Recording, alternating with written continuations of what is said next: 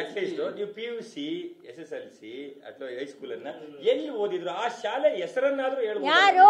ನಿಮ್ಮ ಮಗಳು ಅನನ್ಯ ಭಟ್ಟು ಅನ್ನುವಂತ ಕಲ್ಕತ್ತಾ ವೆಸ್ಟ್ ಬೆಂಗಾಲ್ ಅಲ್ಲಿ ಓದಿದಾಳೆ. ಅದು ಸ್ಕೂಲ್ ಹೆಸರು ಹೇಳಿ. ನನಗೆ ಸ್ಕೂಲ್ ಹೆಸರು ಇವಾಗ ನೆನಪಿಲ್ಲ.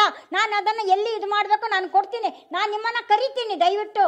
ನಾನು ಒಂದು ನಿಮಿಷ ಅನಗತ್ಯ ಪ್ರಶ್ನೆಗಳನ್ನ ಕೇಳಬೇಡಿ ದಯವಿಟ್ಟು. ನಾನು ಹೇಳ್ತಾ ಇರೋದು ನನ್ನ ಮಗಳನ್ನ ನಾನು ಇದು ಮಾಡಿದವಾಗ ಏನು ರೆಕಾರ್ಡ್ ಆನ್ ದಿ ರೆಕಾರ್ಡ್ ಏನು ಕೊಡಬೇಕು ಅವಾಗ ನೀವು ಎಲ್ಲಾ ಚಾನಲ್ಗಳು ಬನ್ನಿ, ಅದಕ್ಕೆ ನಾನು ಸೂಕ್ತ ಉತ್ತರ ನಾನು ಅಲ್ಲಿ ಕೊಡ್ತೀನಿ. ಅನಿಲ್ ಭಟ್ ಇಲ್ಲ, ಸತ್ತು ಹೋಗಿದ್ದಾರೆ. ಹೌದು. ಯಾಕೆ ಸಮಸ್ಯೆ ಆಯ್ತು ನಿಮ್ಮ ಮದುವೆ? ನನ್ನ ಸಮಸ್ಯೆ ಅಲ್ಲ. ಅವರು ನನ್ನನ್ನು ಪ್ರೆಗ್ನೆಂಟ್ ಮಾಡಿ ಅವರು ಹೋದ್ರು. ಅದಾದ ಮೇಲೆ ಅವರು ಬೇರೆ ಒಂದು ಹುಡುಗಿಯ ಜೊತೆಗೆ ಇದು ಮಾಡ್ಕೊಂಡು ಹೋಗಿದ್ದಾರೆ. ಅರ್ಥ ಆಯ್ತಾ? ಮದುವೆದು ಒಂದು ಸಣ್ಣ ಫೋಟೋ ಇಲ್ವಾ ನಿಮ್ಮ? ನಾನು ಆವಾಗ ನಾನು ಫೋಟೋ ತೆಗೆಯುವಷ್ಟು ಸ್ಟೇಜ್ ಅಲ್ಲಿ ಇರ್ಲಿಲ್ಲ. ಅರ್ಥ ಮಾಡ್ಕೊಳ್ಳಿ. ಯಾವ ಊರವರು ಮೇಡಮ್? ಅವರು ಕರೆಕ್ಟ್ ಅಡ್ರೆಸ್ ಹೇಳಿ. ಇಂತ ಊರವರು, ಇಂತ ಗಲ್ಲಿ ಅವರು, ಇಂತ ಊರವರು ಅಂತ. ನೀವು ಒಂದು ನಿಮಿಷ ಬರೀ ಮಂಗಳೂರು ಅವರು ಅಂತೀರಿ. ಮಂಗಳೂರು ವಿಶಾಲವಾಗಿದೆ. ಒಂದು ಅಡ್ರೆಸ್ ಹೇಳಿ, ಇಂತ ಊರವರು ಅಂತ. ನನ್ಗೀಗ ಅವರು ಆ ಮನೆ ಅಲ್ಲಿ ಇಲ್ಲ, ಅವರು ಸತ್ತು ಹೋಗಿದ್ದಾರೆ. ಆ ಅಡ್ರೆಸ್ಗೆ ಅವರ ಫ್ಯಾಮಿಲಿ ಅವರು ಯಾರು ಇಲ್ಲ. ಪಶ್ಚಿಮ ಬಂಗಾಳದ ಏರಿಯಾ ಹೇಳಿ. ಯಾವ ಏರಿಯಾದಲ್ಲಿ? CBI ಆಫೀಸ್ ಯಾವ ಏರಿಯಾದಲ್ಲಿ ಇದೆ ಅದು ಹೇಳಿ. ನಾನು CBI ಆಫೀಸ್ ಯಾವ ಏರಿಯಾದಲ್ಲಿ ಇದೆ ಅಂತ ಕೆಲಸ ಮಾಡಿದಿರಿ ನೀವು? ಕೆಲಸ ಮಾಡಿದ್ದೀನಿ ಅಂದ್ರೆ ಹೊರ ಕೂತ್ಕೊಂಡು ಅವರು ಎಲ್ಲ ಹೋಗ್ತಾರೆ, ಫೀಲ್ಡಿಗೆ ಹೋಗ್ತಾರೆ. ಆಫೀಸಿಂದ ಒಂದು ನಿಮಿಷ ಸರ್, ನನಗೆ ಇವಾಗ ಅಷ್ಟು ನೀವು ಇಷ್ಟು ಕ್ವಶನ್ ಕೇಳಿದ್ರೆ ಇವಾಗ ನಾನು ಆಯ್ತು. 20 ವರ್ಷ ಒಂದು ನಿಮಿಷ 20 ವರ್ಷದನ್ನೆಲ್ಲ ನನ್ನನ್ನು ಕೆದಕಿಕೊಂಡು ಬಂದ್ರೆ ನನಗೆಲ್ಲಾನು ನೆನಪು ಮಾಡ್ಕೊಂಡಿರಕ್ಕೆ ಆಗ್ತಾ ಇಲ್ಲ. ಒಂದು ಏರಿಯಾದು ನನಗೆ ಹೆಸರು ಇಲ್ಲ. ನನಗೆ ಒಂದು ಏರಿಯಾದ ಹೆಸರು ಇವಾಗ ನೆನಪಿಲ್ಲ.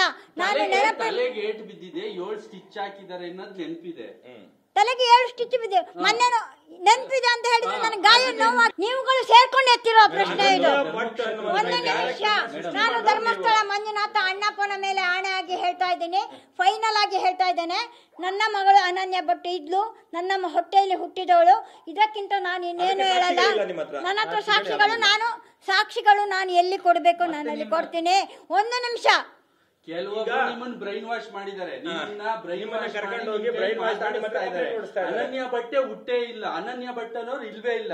ದಯವಿಟ್ಟು ಯಾರು ನನಗೆ ಬುದ್ಧಿ ಇದೆ, ನನಗೆ ಬುದ್ಧಿ ಇದೆ, ನನಗೆ ಸ್ವಂತ ಬುದ್ಧಿ ಇದೆ. ಸುಳ್ಳು ಯಾಕೆ ಹೇಳ್ತಾರೆ ನಿಮ್ ಭಾವ? ಅವನು ಯಾವನ? ಅವನು ಸುಳ್ಳು ಹೇಳಿ, ಅವನು ಸುಳ್ಳು ಹೇಳುವಂತ ವ್ಯಕ್ತಿನೇ. ಅವನಿಗೇನು? ನಿಮ್ಮ ಅಕ್ಕನೂ ಗೊತ್ತಿಲ್ವಾ ನಿಮ್ಗೆ?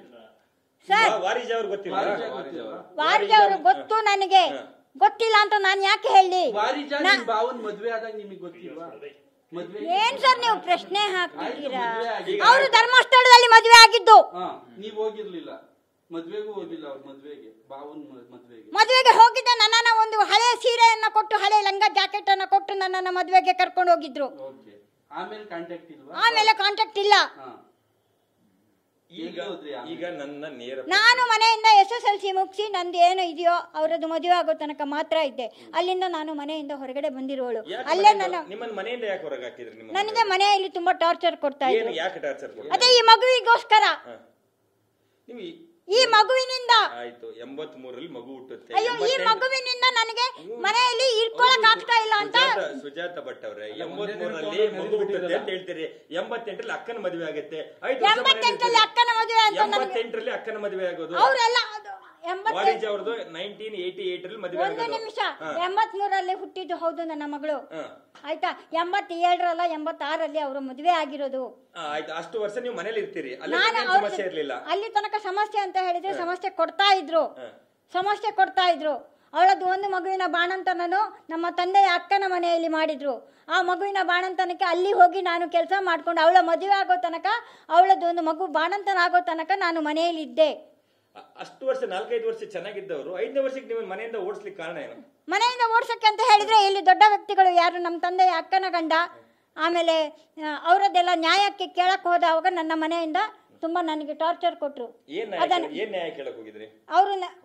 ಅವರೆಲ್ಲ ನನ್ನನ್ನು ಏನೇನೋ ಮಾಡಕ್ಕೆ ಪ್ರಯತ್ನ ಮಾಡಿದ್ರು. ನಾನು ಅದನ್ನ ಮೀಡಿಯಾದ ಮುಂದೆ ಹೇಳಕ್ ಆಗಲ್ಲ. ದಯವಿಟ್ಟು ಅರ್ಥ ಮಾಡ್ಕೊಳ್ಳಿ. ಈಗ ದಯವಿಟ್ಟು ಅರ್ಥ ಮಾಡ್ಕೊಳ್ಳಿ.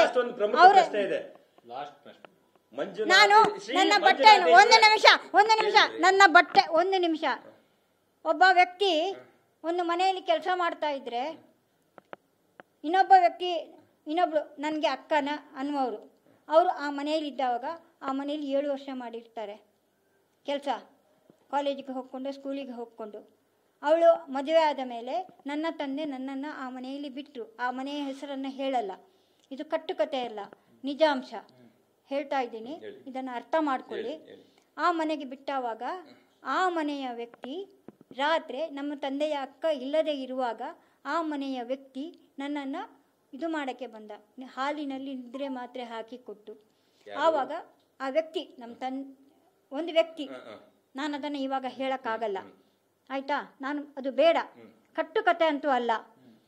ಅಲ್ಲಿಂದ ಒಂದು ದಿನ ನಾನು ಅಲ್ಲಿಂದ ಎದ್ದು ಬಂದೆ, ನಾನು ಅಲ್ಲಿ ಇರೋಕ್ಕಾಗಲ್ಲ, ನಾನು ಬರ್ತೀನಿ, ನಾನು ಅಲ್ಲಿ ಹೋಗಲ್ಲ ಅಂತ ನಮ್ಮ ತಂದೆಗೆ ಹೇಳಿದೆ. ನಮ್ಮ ತಂದೆ ಅಲ್ಲಿಗೆ ಹೋಗಬೇಕು ಅಂದರು, ನಾನು ಹೋಗಲ್ಲ ಅಂದೆ.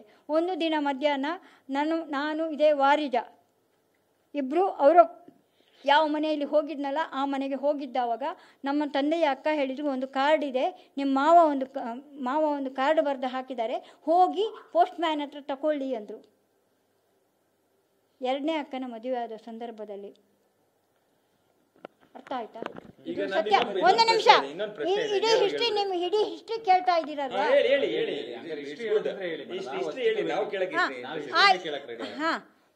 ಆ ಕಾರ್ಡನ್ನು ನಾನು ಮನೆಗೆ ತಂದೆ.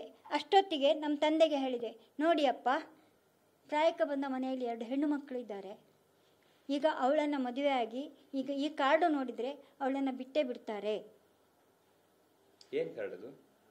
ಅದು ಅವಳಿಗೂ ನಮ್ಮ ತಂದೆಯ ಅಕ್ಕನಿಗೂ ಸಂಬಂಧ ಇದೆ ಅನ್ನುವಂಥ ಒಂದು ಕಾರ್ಡನ್ನು ಬರೆದು ಹಾಕಿದ್ರು. ನಮ್ಮ ತಂದೆಯ ಅಕ್ಕ ಓಡಿ ಹೋಗಿ ಅವ್ರ ಗಂಡನ ಮನೆಗೆ ಮದುವೆ ಆಗಿ ಸ್ವಲ್ಪ ದಿನ ಆಗಿದೆ ಅಷ್ಟೇ. ಆ ಮನೆಗೆ ಹೋಗೋದ್ರೊಳಗಡೆ ನೀನು ಹೋಗಿ ಆ ಕಾರ್ಡನ್ನು ತಗೋ ಅಂತ ಹೇಳಿದರು. ತಗೊಂಡು ಬಂದು ಆ ಕಾರ್ಡನ್ನು ನಮ್ಮ ತಂದೆಗೆ ಕೊಟ್ಟೆ. ನನ್ನ ತಂದೆಗೆ ನಾನೇ ಹೇಳಿದೆ, ನೋಡಿ ಅಪ್ಪ, ಇದು ಚೆನ್ನಾಗಿರಲ್ಲ, ಇವಾಗ ಹೀಗಾಗಿದೆ, ಇದನ್ನೇನಾದರೂ ಮಾಡಿ ಉಳಿಸ್ಕೊಳ್ಳೋಣ.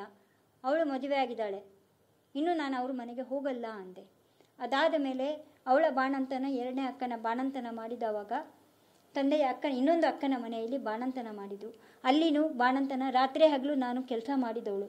ನಮ್ಮ ತಾಯಿ ಇರಲಿಲ್ಲ ಆ ಟೈಮಲ್ಲಿ, ತಾಯಿ ಬೇಗ ವಯಸ್ಸಲ್ಲಿ ತೀರಿ ಹೋಗಿದ್ದಾರೆ. ಅರ್ಥ ಆಯ್ತಾ?